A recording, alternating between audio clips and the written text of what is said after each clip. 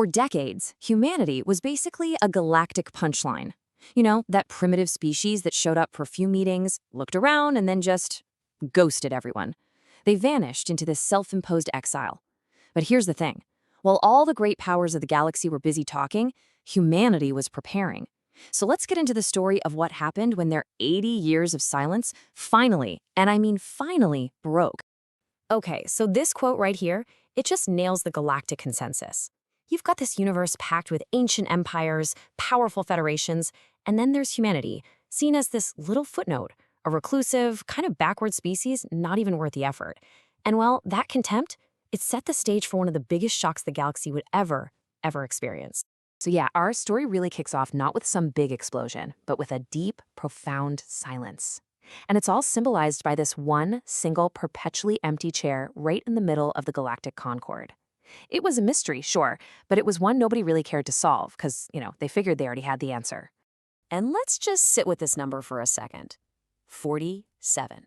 For 47 years in a row, the roll call would get to the Terran Confederation, and every single time, just static. Crickets. This wasn't some clerical error. No, this was a deliberate, sustained, and total withdrawal from everything going on in the galaxy. I mean, think about it. They showed up for what, 3 summits maybe? Almost 80 years ago? They took some notes, and then they just went home and never came back.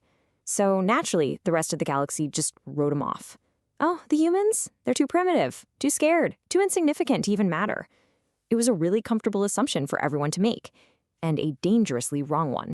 So, while humanity was being all quiet, the rest of the galaxy was, well, it was anything but. And their biggest headache, their biggest problem, was the absolutely relentless and brutal expansion of the Rakenmeri hegemony, a nasty empire built on conquest and slavery. And this chart just lays it all out perfectly. You've got the Galactic Concord, the supposed government, totally paralyzed. They're facing actual genocide and conquest by the Rakari. And the response is to, what? Hold more meetings? They talk and they talk, they express grave concern, and in the end, they do absolutely nothing. Meanwhile, the Rakari, they just keep on conquering. And look, this wasn't a new thing. The Concord had a history, a real track record of failure. They had literally stood by and just watched as an entire species, the Melthari, was just wiped from existence. So their inaction, in the face of the Rakari, was just the latest chapter in this long, tragic story of doing nothing. But, while the politicians were busy debating, some people were starting to notice things. Little anomalies. Whispers in the dark that suggested the whole story about the primitive humans might have some pretty big holes in it. And this right here, this is the question that changes everything. The High Chancellor of the Concord, Morvith, starts to think, what if absence doesn't actually mean irrelevance? What if silence isn't a sign of weakness? What if it means something else entirely, something way, way more frightening? So they dig into the classified files, and a truly shocking pattern starts to emerge. For decades, patrols had been spotting these massive warships with tech way beyond anything the Concord had. And every time a patrol tried to get close, poof, they just vanished. And the craziest part, every single sighting, when they traced it back, pointed to one impossible place, that quiet, irrelevant corner of the galaxy where the humans live. And that, right there, brings us to the breaking point. This is where the galaxy's inaction and humanity's long preparation are finally about to collide. The Rakari make their next move, targeting a totally defenseless refugee outpost called Sanctuary Station. The galaxy braces for another tragedy. But this time, something is very different. The stakes here are just astronomical. We're talking about 50,000 refugees. These are the survivors from other worlds the Rakari have conquered, all huddled together on this station. They have nowhere else to go.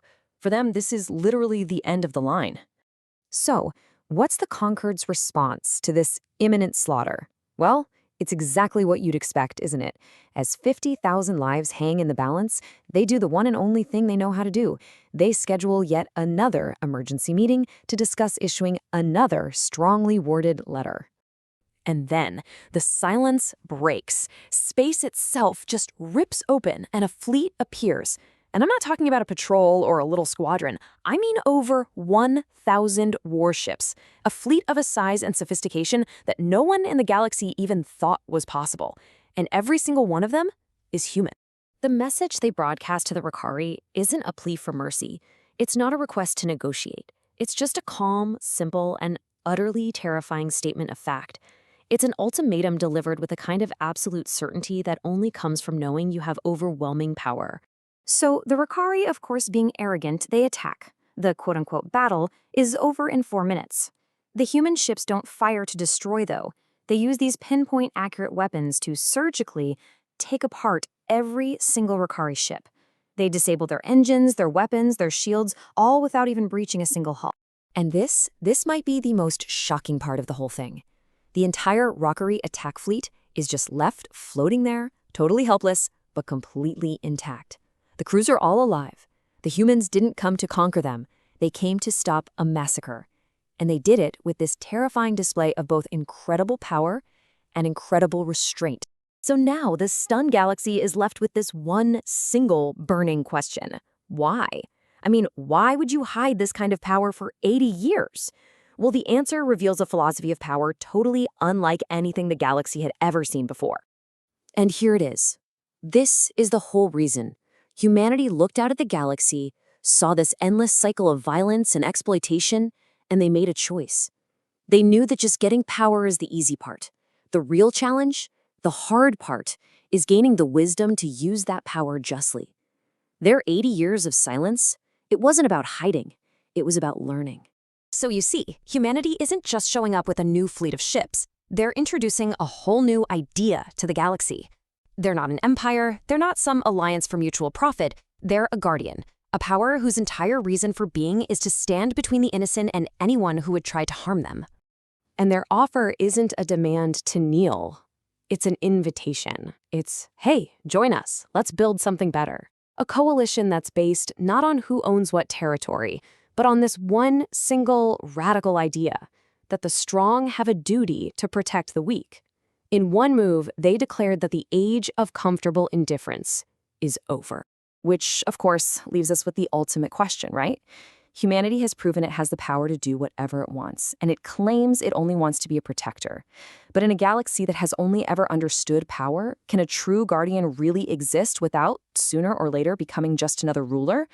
That is the terrifying and maybe hopeful question the rest of the galaxy now has to answer.